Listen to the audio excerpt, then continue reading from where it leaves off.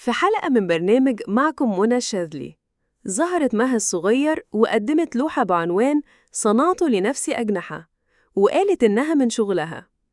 الناس اتفرجت وسكتت، بس بعدها بأيام كنا بصدد حادثة غبية. فنانة دنماركية اسمها ليزا لاش نيلسون خرجت وقالت اللوحة دي مرسومة بإيديا من 2019 وموجودة على موقعي. الموضوع كبر، واللي حصل موقفش عند ليزا.